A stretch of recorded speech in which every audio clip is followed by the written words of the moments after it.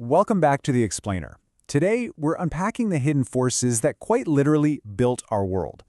Think about it for a second. What happens when the sun goes down today? You reach out, you flip a switch, the room floods with light, and you just keep going. But we are going to look at something so deeply ingrained in us that we barely even notice it anymore: the profound history of the dark.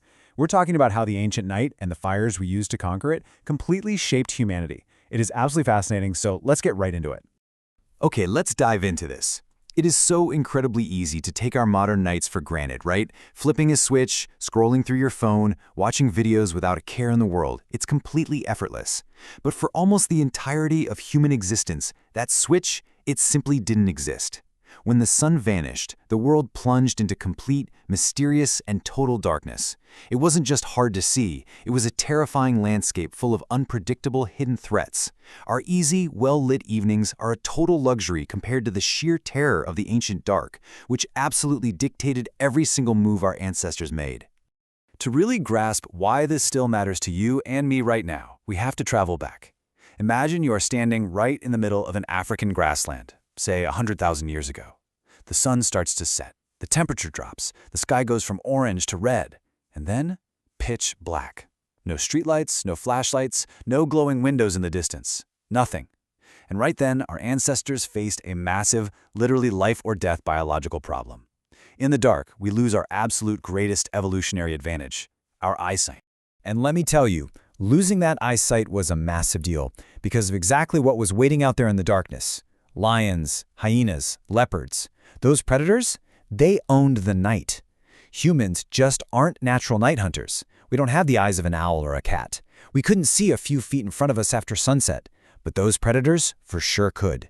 It meant nighttime wasn't just a quiet time to rest. It was an incredibly dangerous, high-stakes game of survival.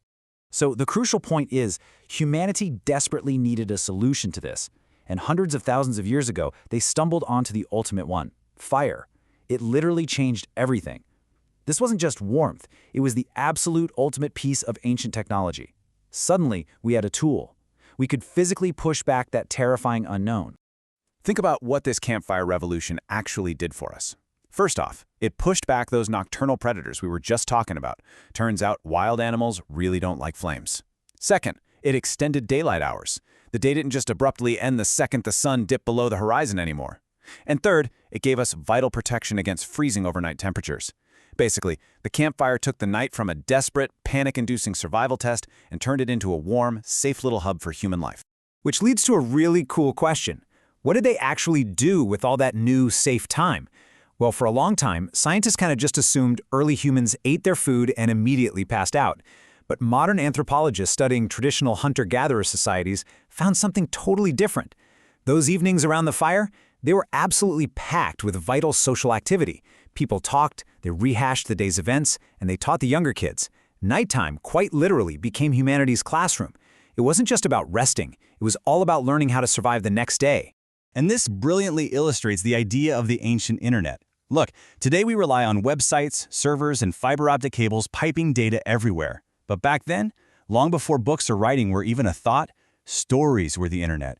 Crucial life-saving data traveled through conversation, and the vast, vast majority of those conversations happened right after dark, sitting around the glow of that campfire.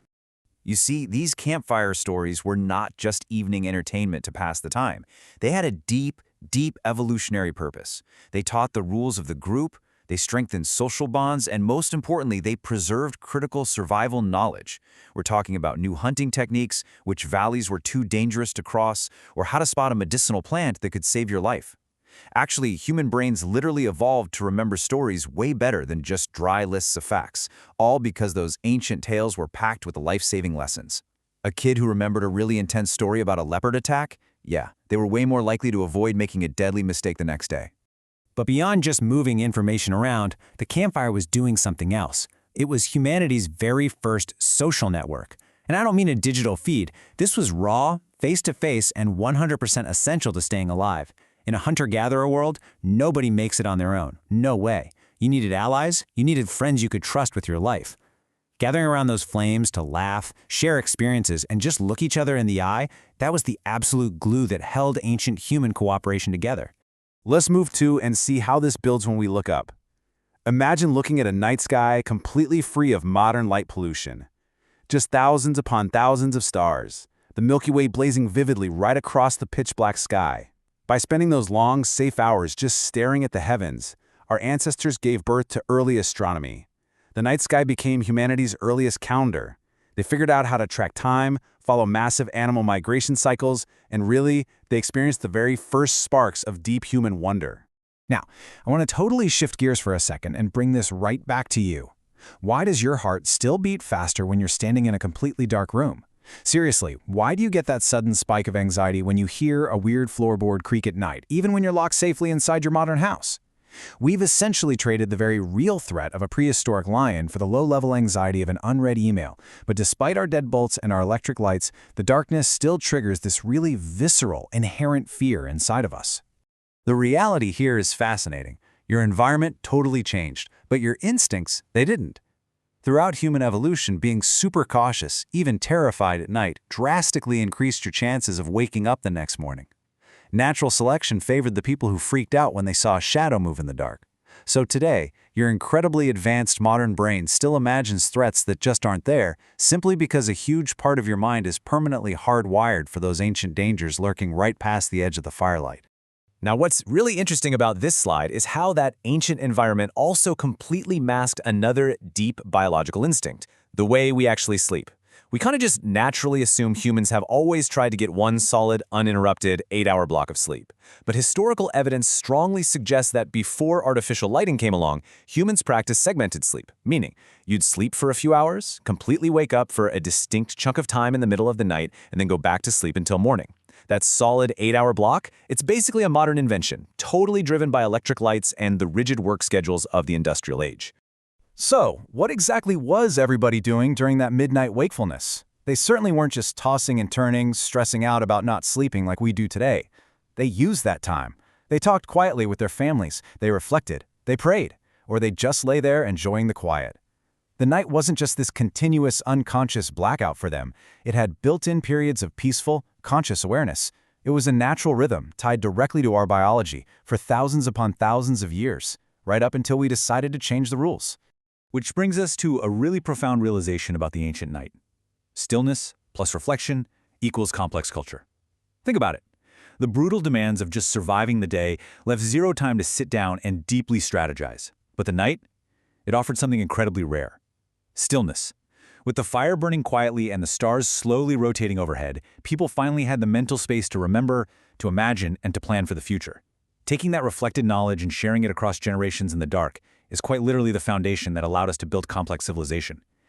They didn't just endure the night, they actively used it. Which leaves us with this final provocative thought. The next time the sun sets and you casually reach out to flick on a light switch, ask yourself, what ancient instinct are you ignoring? For almost all of human history, darkness meant uncertainty. It meant huddling close to your people, listening to stories, keeping a close eye on the edge of the firelight, and staring up at the stars.